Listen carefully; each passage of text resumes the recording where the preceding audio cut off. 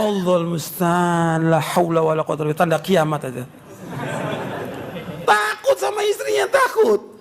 Ya Bu, samina wa atona. Kalau kita nggak mengikuti kiai ajengan, terus kita ngikutin siapa? Pertanyaan. Tadi saya jelaskan jelas gamblang. Bagaimana kalau suami dia sangat semangat untuk dagang, tapi nggak semangat untuk ngaji? Ini keluhan seorang istri. Ada juga orang yang udah ngaji kalah sama istrinya. Ada nggak itu? Allahul musta'an, la haula wala quwwata illa billah, tanda kiamat aja. Takut sama istrinya, takut. Ya Bu, samina wa atona.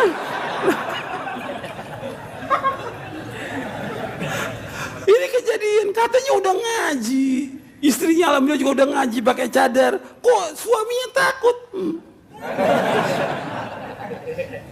Gimana manfaat? Nggak manfaat ngajinya, nggak manfaat. Para sahabat hidupnya nikmat mereka. Mereka terus ibadah kepada Allah, mereka kerja, mereka usaha, mereka dagang, mereka mencari nafkah, mereka nggak memperhatikan hawa nafsu untuk berutang. Kalau betul-betul terpaksa, baru mereka utang. Tapi mereka tepat janjinya, nggak seperti sekarang. Waktunya bayar utang, afwan ya akhi, afwan. Saya nggak perlu afwan, saya perlu duitnya. Afwan. Bulan depan afwan lagi. Saya nggak mau dibayar dengan afwan, saya mau dibayar pakai uang.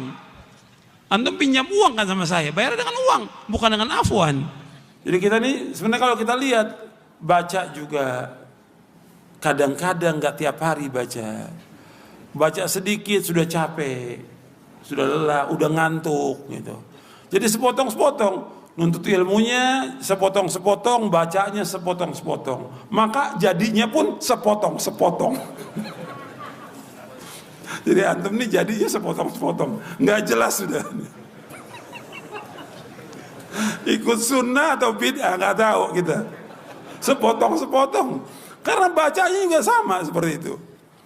Ustadznya juga sebagian sama gitu juga. Sibuknya dengan ceramah, baca baru 1 jilid kitab udah ceramah gitu. Dulu para ulama baca ratusan jilid kitab, terus baca tiap hari siang malam baca. Ini enggak, baca terus karena kita harus sibuk dengan ilmu, kemudian sibukkan dengan amal, cari nafkah tetap wajib. Cuma kan kita disibukkan dengan berbagai macam ini oleh dunia. Kalau kita rukun imannya ada 6, rukun iman kita ada 6. Benernya nih, rukun iman kita ada 6. Jangan bengong ngaji bengong. Betul, rukun iman kita ada 6. Coba sebutin. Iman kepada Allah, malaikat, kitab-kitab, rasul-rasul, iman kepada yaumul akhir, iman udah takdir baik dan buruk. Kalau kita nggak mengikuti kiai ajengan, terus kita ngikutin siapa? Pertanyaan. Tadi saya jelaskan jelas gamblang. La haula wala quwwata illa billah. Ya kita ikut Rasulullah SAW. Kan nanti dikubur ditanya siapa? Ditanya kiai kamu siapa enggak? Enggak ditanya man rabbuka wa man nabiyuka wa ma dinuka. Ditanyakan siapa Rob kamu? Siapa nabi kamu? Nabi saya kiai fulan. Nabi saya ajangan enggak ada. Siapa nabi kamu? Siapa nabinya? Muhammad sallallahu alaihi wasallam. Yang kita ikut disuruh oleh Allah apa? Ikutin Nabi Muhammad sallallahu alaihi wasallam. Sekarang Nabi sudah meninggal. Kan ada keterangan di hadis Nabi tentang sunnah-sunnah Nabi. Ada Sahih Bukhari, Muslim, Abu Daud, Tirmidzi. Ini semua sabda Rasulullah SAW. Nabi bersabda sallallahu alaihi wasallam. Tinggal kita ikuti dan perbuatan dijelaskan. Saya ditegur oleh ikhwan karena di motor saya tidak ada stiker roja. Udahlah, saya bukan kru roja. Apakah ini termasuk apa Ustaz? Ini termasuk gulu. Ini termasuk gulu. Kita ini gulu berlebih-lebihan. Dan ini banyak berlebih-lebihan.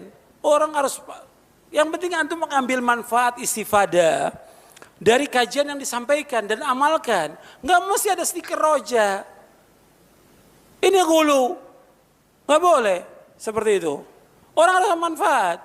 Hatta juga umpamanya karyawan roja juga, dia harus mengambil manfaat dari kajian yang disampaikan.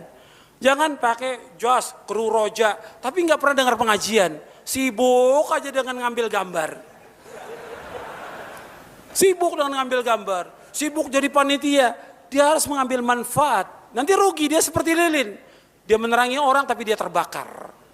Nggak boleh dalam Islam seperti itu. Semuanya yang di roja, yang di Masjid Al-Barakah sekitarnya harus mengambil manfaat dari kajian yang ada. Bapak sekalian, itu yang pertama soal itu. Jangan kita gulu. Karena gulu ini apa? Membinasakan. Kata Nabi SAW, iyyakum wal gulu wa fid din. Fa inna ma ahlaka man kana qablakum al gulu wa fid din. Jauhkan diri kamu dari gulu. Karena gulu akan membinasakan kamu. Jangan gulu dalam agama ini. Gulu membinasakan kamu. Sebagaimana orang-orang sebelum kalian telah binasa dengan sebab gulu. Makanya jangan gulu.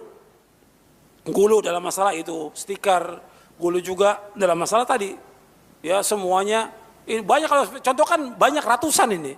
Contohnya. Gulu banyak. Gitu. Seperti pengobatan, harus dengan herbal. Kalau nggak herbal nggak sembuh. Gitu. Ini gulu. Gulu, banyak. Begitu juga ini Masjid Al-Barakah ini.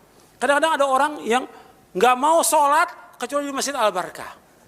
Ini gulu. Saya kalau mau contohkan ratusan ini. Gulu ini. Masjid Al-Barakah dengan masjid yang lain seluruh dunia sama kecuali 3 masjid yang utama. Masjid mana yang utama? Masjidil Haram, Masjid Nabawi, Al-Aqsa. Jangan punya keyakinan antum masjid ini utama Al-Barakah, sama dengan masjid yang lain. Dan saya pernah sampaikan di Masjid Imam Ahmad bin Hanbal bahwa Masjid Imam Ahmad nggak punya keutamaan sama sekali. Sama dengan masjid yang lain seluruh dunia, sama. Nggak ada keutamaan. Ini ada orang punya keyakinan mesti sholat di Masjid Al-Barakah. Kalau nggak sholat situ nggak sah. Ada gulu. Gulu. Nggak boleh.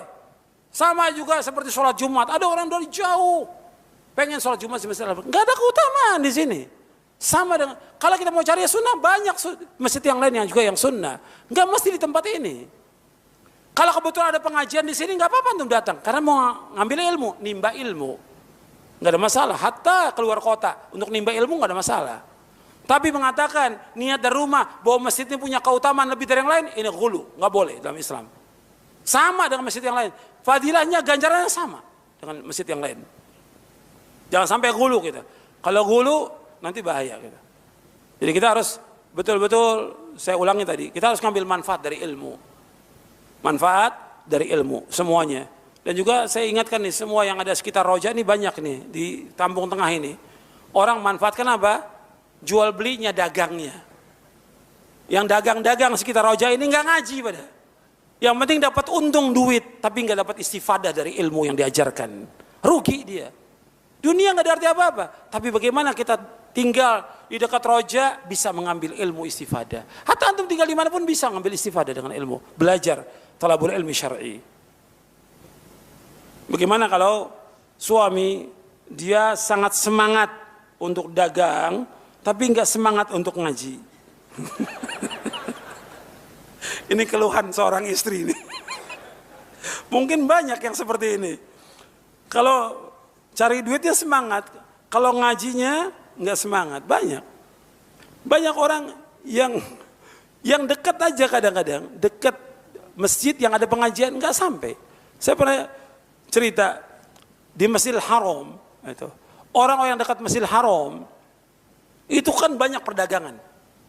Di sekitar Haram itu kan banyak orang dagang. Tapi yang dagang-dagang itu nggak pernah sampai ke Masjidil Haram. Kakinya tuh berat itu mau melangkah ke Masjidil Haram. Sholatnya di mana mereka? Depan tokonya. Ini bukti nyata ini. Sholat depan tokonya. Padahal dia hanya berapa langkah ke Masjidil Haram, nggak sampai. Sibuk dengan dunia dia. Maka diingatkan. Dia harus mengambil ibadah terus, istifadah. Kayak di sini tadi saya contohkan. Yang buka-buka toko, dia sampai mungkin untuk sholat 5 waktunya sampai dia ke sini. Tapi untuk ngajinya nggak sampai-sampai dia. Ada nggak? Ada yang seperti itu. Maka harus diingatkan. Jadi ketika suami yang seperti itu diingatkan dengan cara yang baik. Pak, saya sudah cukup dengan bapak dagang dan alhamdulillah dagangan itu laris. Cukup udah. Sekarang kita ngaji, kita nuntut ilmu, kita baca Quran, kita mengamalkan, kita bangun tengah malam. Kita kasih semangat, seorang istri akan semangat dan doa kepada Allah agar Allah memberikan taufik kepada suaminya. Begitu juga suami berdoa kepada Allah agar Allah memberikan taufik kepada istrinya. Love me,